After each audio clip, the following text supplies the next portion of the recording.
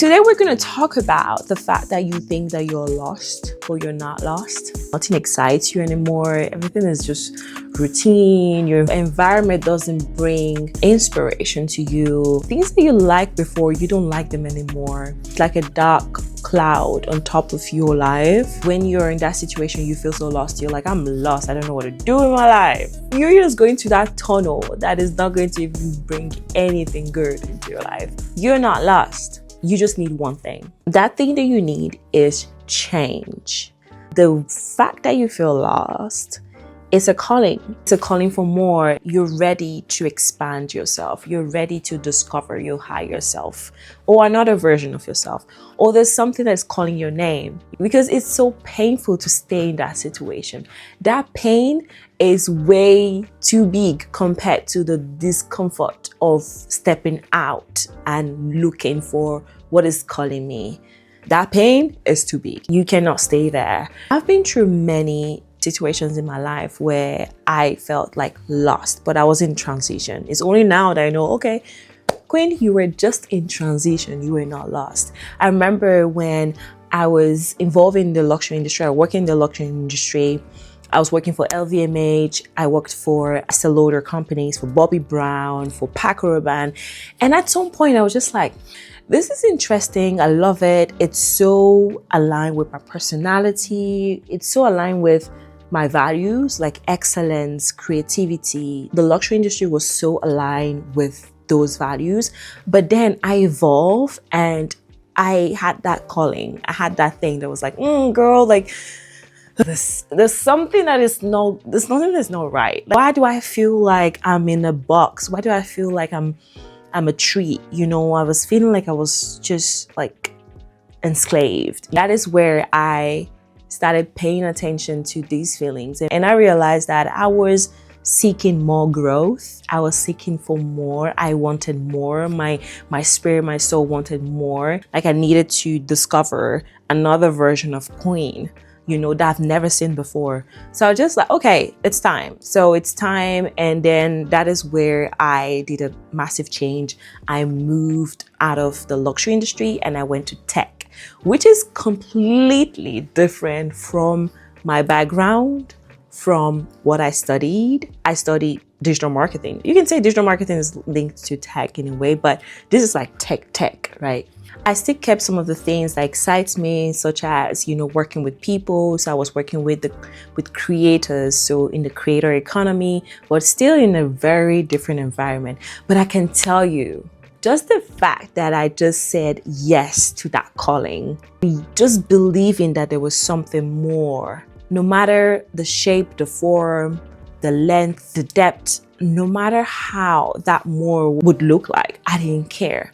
I just said yes. And just the fact I said yes, oh my God, it's as if my world just opened up to new possibilities. It just opened up to things that I would have never imagined that I could achieve. You're not lost. You need a change.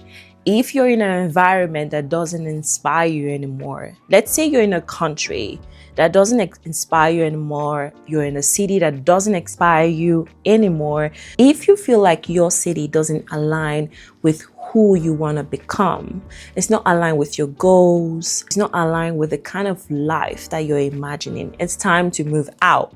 It's time to go out. It's time to create a plan, actually, to create a plan for you to just get out of that city. Because no matter how you try to reframe your thoughts of like, okay, but at least I have this, or at least, but I have my family, you're trying to find like things that's going to hold you back. You're just sabotaging your growth. Let me just say that. You're sabotaging your growth because finding the things that's going to hold you back from growing, you're just sabotaging. And it's sad, you know. If you feel that way and you feel like you're in a city that is not inspiring you, it's time to move out. I did the same thing.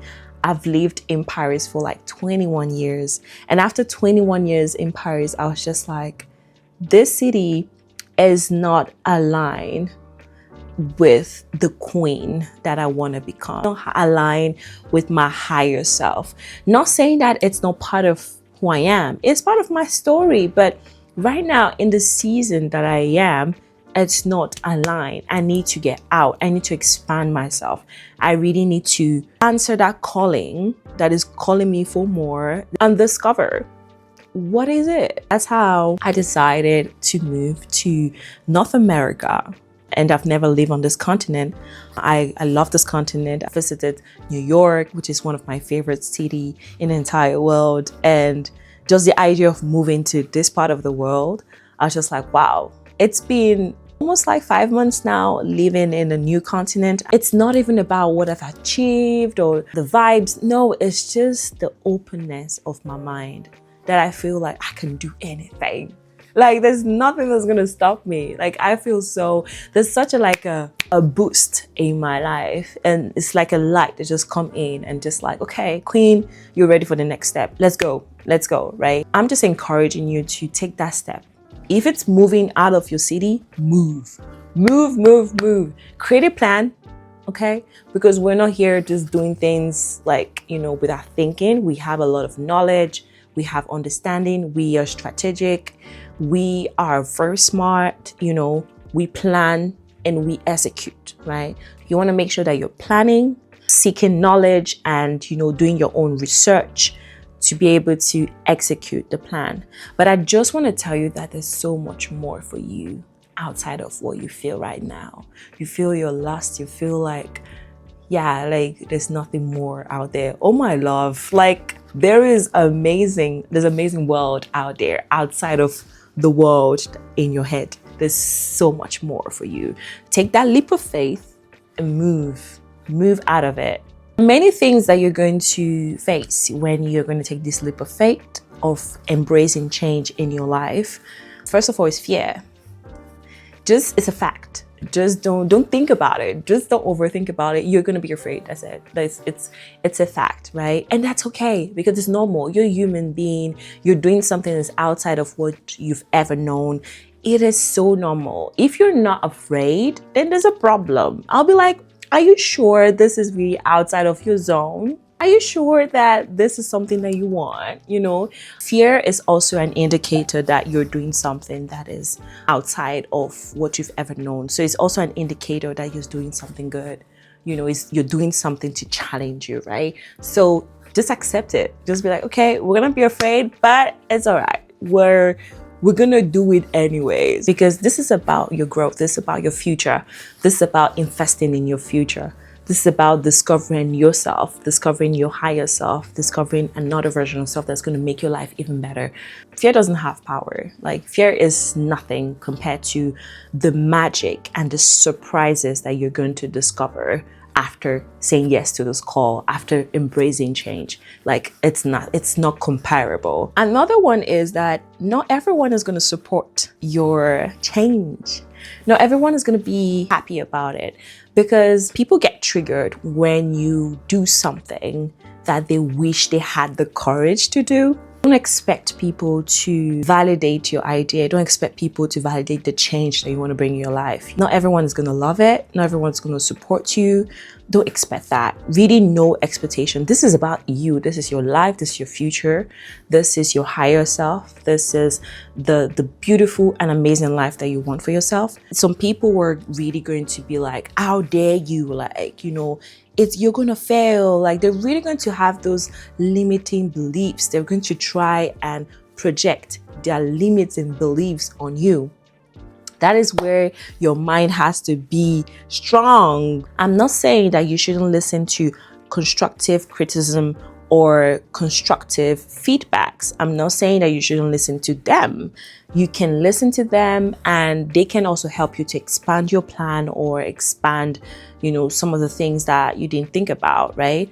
But you have to be so wise. You need discernment. It's so important. Remember when I told some of the people around me that, okay, I'm moving to North America. I'm going to start a new life, and I'm going to be closer to the city that I've always dreamed of living in. And I'm going to build a new career and all.